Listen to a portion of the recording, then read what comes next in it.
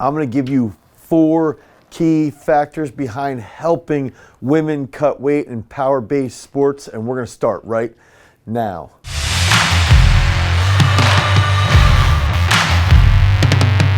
What's up, everybody? It's Dane Miller from GarageStrength.com, and if this is your first time to the channel and you're interested in becoming a better athlete, you want to be stronger, you want to be more explosive, you want to run faster, make sure that you like, you subscribe, and you ring that notification bell so we can help you become a champion. So in the world of strength and conditioning, there's a huge problem with strength and conditioning coaches who are dealing with various power-based athletes that are female and have to make weight in specific weight classes. So women that are training in powerlifting, women that are training in wrestling, and then specifically women who are training in Olympic weightlifting oftentimes are shortchanged because their coaches are not in tune with how their body works, and they're not in tune with how their body adapts to a weight cut over a long period of time.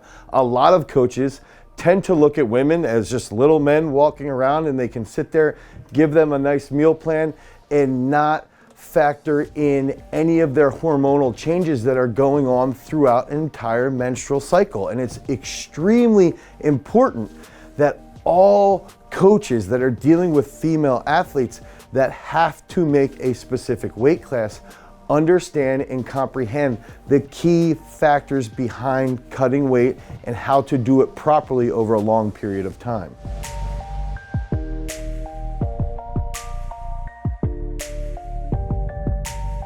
So to understand how to cut weight effectively, we've got to understand the menstrual cycle. And if we can just go into the menstrual cycle right away, we've got to know that typically a normal menstrual cycle is going to be 28 days.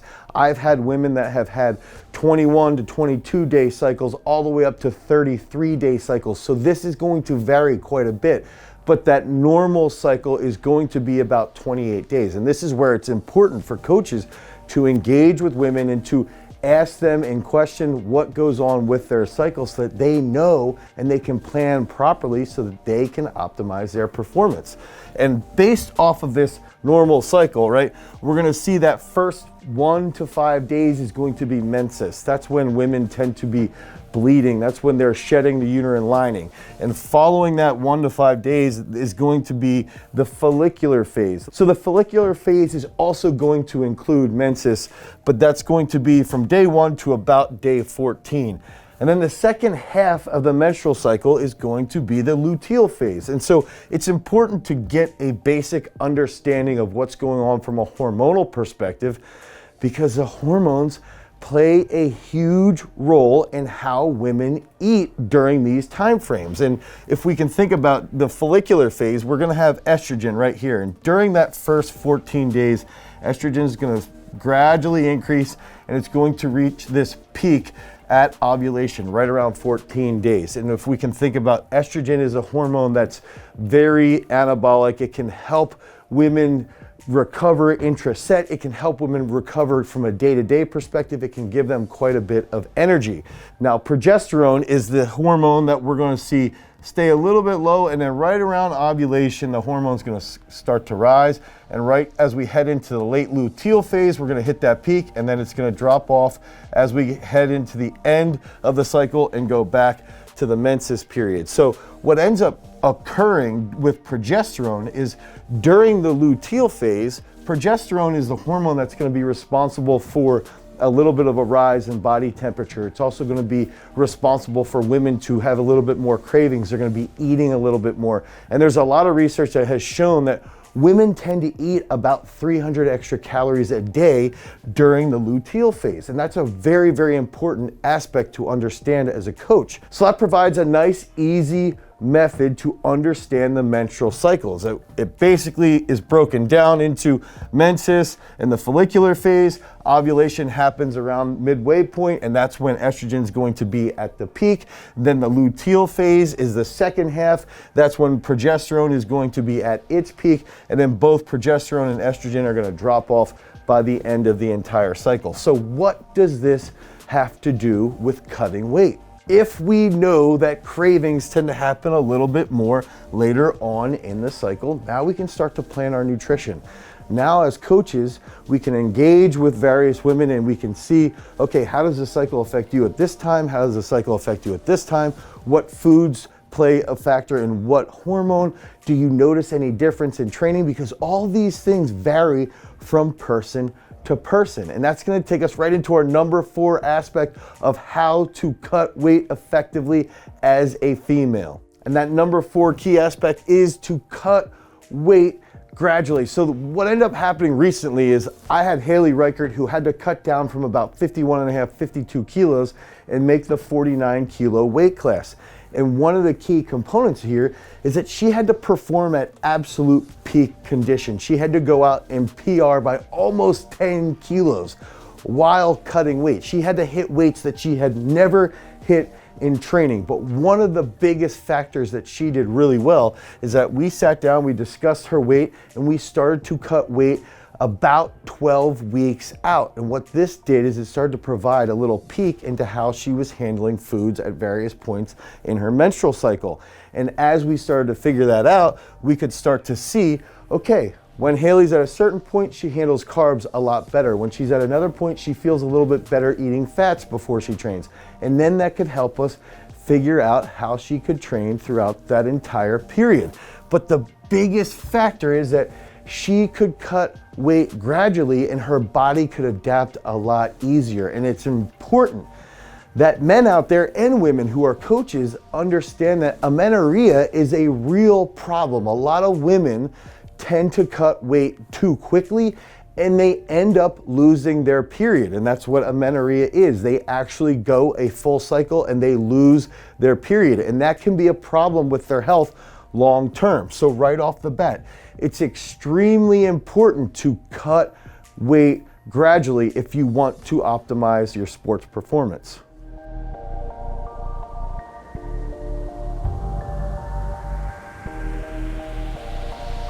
So that third key factor is to understand the macro interaction. And so what does that mean? If we can think about it right off the bat, and when I use the example with Haley, we knew that in the beginning part, in the follicular phase of her menstrual cycle, that we could actually eat a little bit less, a decent amount less, 300, 400 calories less, and we could increase her carbohydrate intake during this period, and she would feel really good during training. She would feel nice and strong. And as her cycle continued, later on in the cycle, we started to see, hey, later on when she's getting her cravings, she tends to like things that are a little bit fattier, that have a little bit more fat on them, that have butter on them, that have coconut oil on them. And that is where later on in the luteal phase, you can start to figure out like, okay, during this time when the cravings are a little bit higher, let's have a little bit more fat. Fat has a nice flavor. It can make things taste a little bit better. So we can start to utilize fat a little bit more effectively in the luteal phase based off the interaction. And then earlier in the follicular phase, we can use carbohydrates. So it's extremely important to try to understand the macro interaction throughout the entire cycle.